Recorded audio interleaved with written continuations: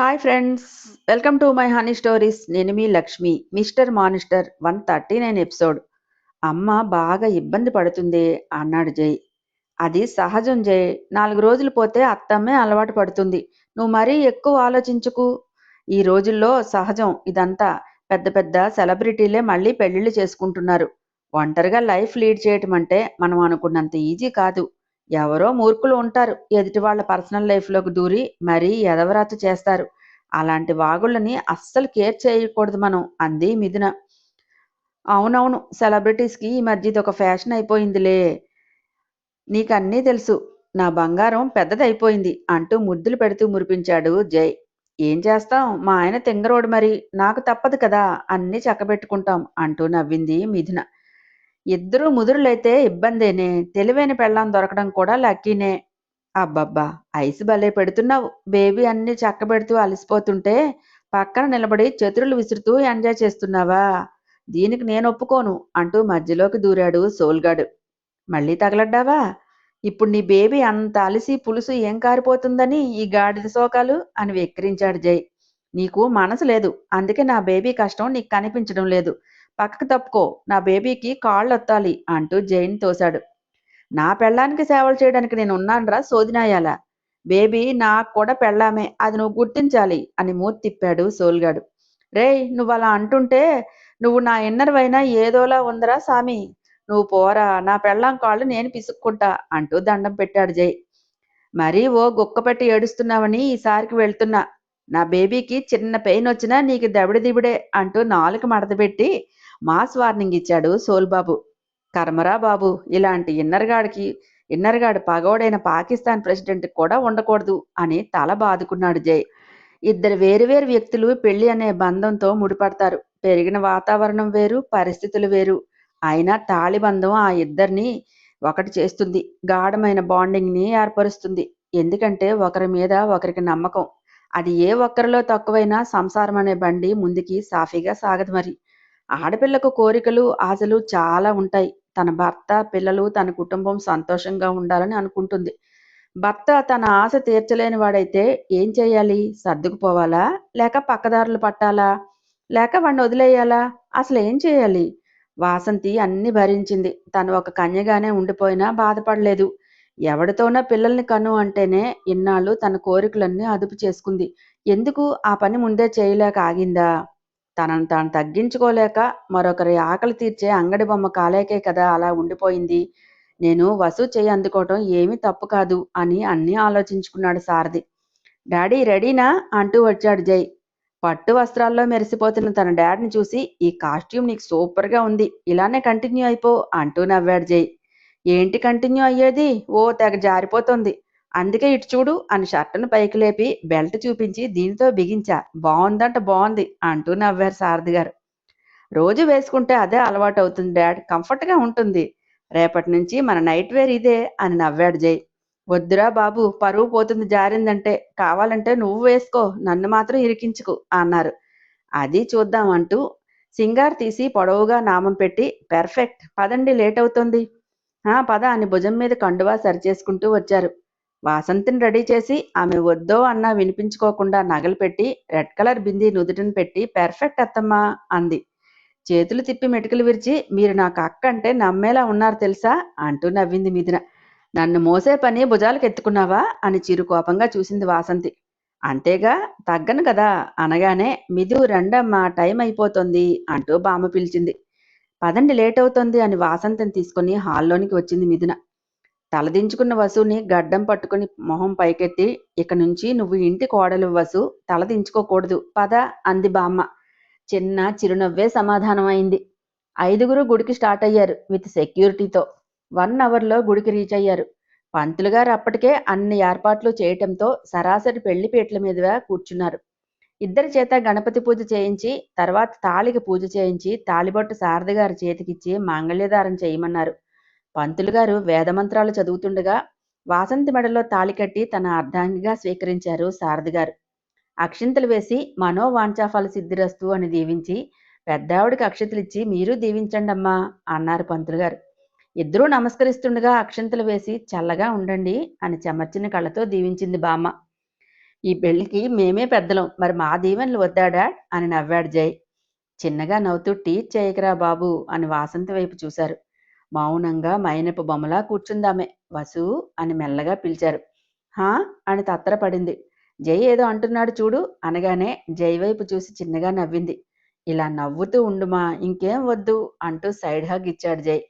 పదండి బాబు, తొలి దర్శనం చేసుకుందరు గాని అని పంతులు అనగానే పైకి లేచి వాసంతికి చేతిని అందించాడు సారథి. ఆ చేతిని పట్టుకుని ఆవిడ పైకి లేచింది. అరగంటలో సింపుల్గా పెళ్లితంతు పూర్తి చేసుకుని దేవుడి దర్శనానికి వెళ్లారు. ఎవరి సౌభాగ్యంలో ఎవరు రాసి ఉంటారో ఎవ్వరికీ తెలియదు. రాత రాసిన విధాతకు తప్ప. విధికి సృష్టికర్తతో సహా అందరూ బద్దులే. పూజారి గారు గోత్రనామాలతో అష్టోత్తరం పూజ చేసి తీర్థప్రసాదాలు అందించి సింధూరం ఇచ్చి మీ భార్యల నుదుటిన పెట్టండి అన్నారు. బాబు కొడుకు సింధూరాన్ని తన సత్తుల పాపిట్లో దిద్దారు. దేవుడికి నమస్కరించి మనసారా వేడుకొని తిరిగి బయలుదేరారు. గుడికి భక్తులు వచ్చేసరికే అన్నీ పూర్తి చేసుకుని కారెక్కేశారు అందరూ. ఆ రోజు ఎలాంటి హడావుడి లేకుండా జరిగిపోయింది. ఇక 2 డేస్ ముందు సిటీకి వచ్చింది మైత్రి. జైని చూసేందుకు చాలా ప్రయత్నం చేసింది. కనీసం తన కంపెనీ గేట్ దాటే అవకాశం కూడా లేదని గ్రహించి ఏం చేయాలో తోచలేదు. ఆమెలో పంతం ఓటమిని ఒప్పుకోవటానికి సిద్ధంగా లేదు. ఫ్రెండ్ ద్వారా జై ఫ్యామిలీ గురించి తెలుసుకుని తనొక్కటి మిథునని ఏమీ చేయలేదని తన బావ హెల్ప్ తీసుకోవాలని అనుకుంది. రాతోడు హెల్ప్ చేయాలంటే తను చాలా తగ్గాలి.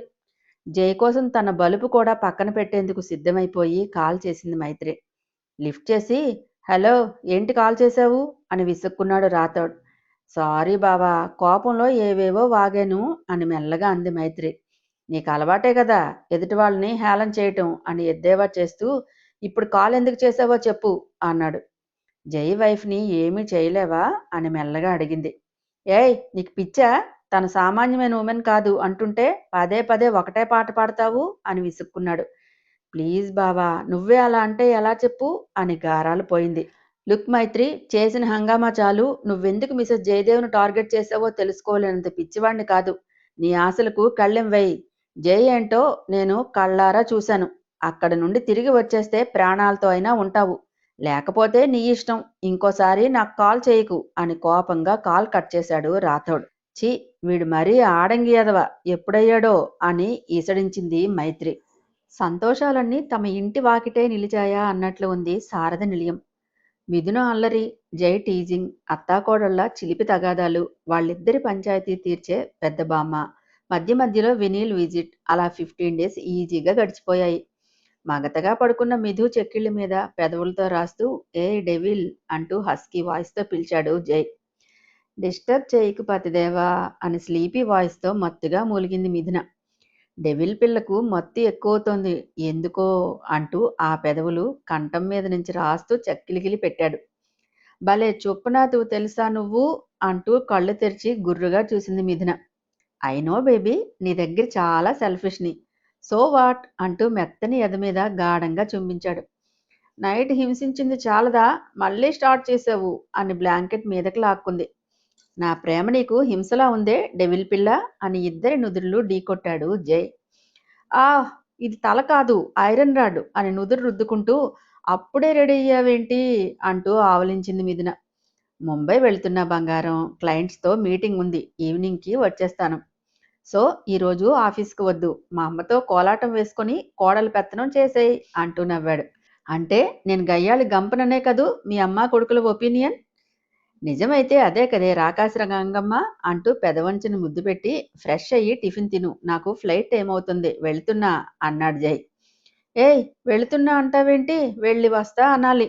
నేను బాత్ చేసే వరకు ఉండు, 10 minutes అంతే అంటూ బ్లాంకెట్ చుట్టుకొని వాష్రూమ్లోకి పరుగు తీసింది. నడ్డి మీద చేతులు పెట్టి మోస్ట్ ఇరిటేట్ పర్సన్ అయింది ఇది అని తల విదిలించి బ్యాగ్లో ఫైల్స్ ఉన్నాయో లేదో చెక్ చేసుకున్నాడు జై. అన్నట్టుగానే 10 minutesలో స్నానం చేసి వచ్చి బాత్రూబ్ కట్టుకొని బయటికి వచ్చింది మిథున. అంత కంగారు ఎందుకే అని మొహం మీద ఉన్న నీటి బిందువుల్ని వేలుతో తుడుస్తూ అడిగాడు. హక్ చేసుకుని త్వరగా వచ్చే, నాకేమీ బాగోదు నువ్వు లేకపోతే అని బేలగా అంది. 2 hours జర్నీ అంతేనే, మీటింగ్ అవగానే వచ్చేస్తాను. స్టెనో కన్ను కొట్టినా, చైర్మన్ డేట్కి పిలిచినా అస్సలు వెళ్ళను, పింకీ ప్రామిస్ అంటూ అమాయకంగా కంఠం దగ్గర స్కిన్ పట్టుకున్నాడు జై.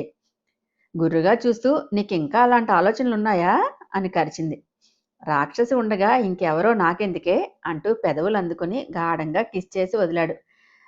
బాయ్, కాల్ చేస్తా అంటూ వెళ్ళాడు జై. డ్రెస్అప్ అయ్యి రెడీ అయ్యి కిందకు వచ్చి దేవుడి గదికి వెళ్ళింది దీపం వెలిగించుకోవటానికి. అప్పటికే వాసంతి పూజ చేసేయటంతో దీపం వెలిగించి దండం పెట్టుకుని బయటకు వచ్చేసింది.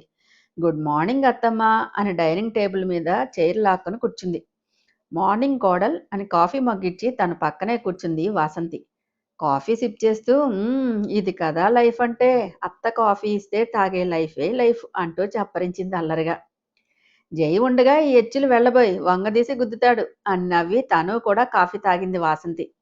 అందుకే కదా మీ అబ్బాయి వెళ్ళాక నా విశ్వరూపం మీకు చూపిస్తున్నా అంటూ కన్నుగీటింది. వచ్చాక నేను నీ మీద చాడీలు చెప్తాగా అని నొసలెగరేసింది. చెప్పండి, నేను ఒక ఉమ్మా ఇస్తా, మీ అబ్బాయి ఫ్లాట్ అంతే అని అల్లరిగా అంది. బాగా తెగించేశావు అంటూ నవ్వి, టిఫిన్ టిఫిన్ నువ్వు వేసుకొని నాకు కూడా వేయి, ఇది అత్తగా నా ఆర్డర్ అంది వాసంతి. రిక్వెస్ట్ చేస్తుంటేనే కోడళ్ళు ఫుడ్ పెట్టడం లేదు, ఇక ఆర్డర్స్ వేస్తే ఓల్డేజ్ హోమే చూసుకోండి అని లేచి కిచెన్లోకి వెళ్ళింది మిథున. మా అత్తగారు ఇదంతా నీది నీ మామది ఏమీ లేదు, తమరు మూసుకొని పెసరట్టు పలచగా క్రిస్పీగా వేయండే అని వెక్కిరించింది వసు. ఈ అత్తలు ఉన్నారే మహా టిపికల్ అబ్బా, ఆముదం వేస్తా ఎంచక్కా ఫుల్ డైజెషన్ అవుతుంది అని ఆముదం సీసా తీసింది. వసు అమ్మగారు, చిన్నమ్మాయి గారు మీ మీద ప్రయోగం చేస్తున్నారు అని అరిచింది గంగ. కంగారుగా లేచి వెళ్ళింది వాసంతి. గంగా, నువ్వు నాకెంత ద్రోహం చేస్తావని అనుకోలేదు అంటూ మూతి తిప్పింది మిథున. మిథున నెత్తి మీద మొట్టి, వాష్రూమ్కి నన్ను అంకితం చేసేద్దామని పన్నాగం పన్నావు కదా రాక్షసి, నువ్వేం వేయొద్దు వెళ్ళమ్మా బయటికి అంది నవ్వుతూ.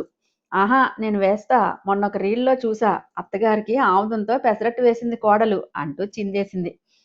నీ రీల్స్ చల్లకుండా రీల్లో చూసి నా మీద ప్రయోగం చేస్తున్నావా అని ఆశ్చర్యంగా బొగ్గలు నొక్కుంది. క్యూట్ క్యాట్లా తల ఆడించింది నవ్వుతూ మిథున. బయటికి వెళ్ళు, నాతో దెబ్బలు తినకు అంటూ చిరు కోపంగా చూసింది. ఏంటో పని చేసినా తప్పే అన్నట్టుంది అంటూ మూతి తిప్పుతూ బయటికి వెళ్ళింది మిథున. మేడం, ఆర్డర్ అని పిలుపు వినిపించింది. ఆన్లైన్లో ఆర్డర్ ఎవరు పెట్టారు అనుకుంటూ మెయిన్ డోర్ దగ్గరికి వచ్చింది మిథున. ఏదో బాక్స్ పుచ్చుకొని మాస్క్ పెట్టుకొని నిలబడి ఉన్నాడు ఒక పర్సన్. అతన్ని చూసి సెక్యూరిటీ ఆర్డర్ తీసుకుంటారు కదా, లోపల వరకు ఎలా వచ్చాడు వీడు అనుకుంటూ ఉండగానే చేతిలో బాక్స్ విసిరేసి మిథున చేయి పట్టుకున్నాడు వాడు. ఏయ్, ఎవరు నువ్వు అని అరుస్తూ అత్తమ్మ, గంగా అంటూ పిలిచింది. ఇద్దరూ పరుగున వచ్చారు. బలమైన చెయ్యి మిథునను చిక్కించుకొని లాక్కెళ్తుంటే, రేయ్ ఎవడ్రా నువ్వు అంటూ శివంగిలా విరుచుకుపడింది వాసంతి. వాడిని కొడుతూను మిథున లాగుతూ సెక్యూరిటీ అంటూ అరుస్తున్నా ఏ ఒక్కరూ పలకలేదు. మాస్క్ మాటను ఈవిల్ స్మైల్ ఇస్తూ వాసంతిని లాగిపెట్టి చెళ్ళున చెంప మీద కొట్టాడు. ఆ దెబ్బకు తాళలేక నేల మీద పడగానే పక్కనే ఉన్న క్రోటన్ ప్లాంట్ మీద పడి తలకు తగిలింది. అది చూడగానే అత్తమ్మ అంటూ గావుకేక పెట్టింది మిథున. పక్కనే ఉన్న కర్ర తీసుకొని వాడి భుజం మీద బలంగా కొట్టింది గంగ. కర్ర పీస్ పీస్ అవ్వగానే షాకింగ్ ఎక్స్ప్రెషన్ ఇచ్చింది. క్రూర వదనంతో చూస్తూ గంగ జుట్టు పట్టుకొని దూరంగా విసిరాడు వాడు. రేయ్, నా భర్త చేతిలో నీకు చావు మూడిందిరా రోగ్, అందుకే నన్ను టచ్ చేశావు అంటూ అరుస్తూ చేతి మీద కొట్టింది మిథున. ఇసుమంత కూడా చలించకుండా పాకెట్ నుండి క్లోరోఫామ్ స్ప్రే చేసిన కర్చీఫ్ తీసి మిథున సందిట్లో వేసుకుని ముక్కు దగ్గర బలంగా అదిమాడు. చాలా పెనుగులాడుతూనే చేతి మీద కొడుతూ స్పృహ కోల్పోయింది మిథున. బొమ్మలా ఎత్తుకుని తీసుకువెళ్లి తన కార్ బ్యాక్ సీట్లో పడుకోబెట్టి డోర్ లాక్ చేసి ముందుకు వచ్చి డోర్ తీసుకొని డ్రైవింగ్ సీట్లోకి కార్ స్టార్ట్ చేశాడు షాతాన్.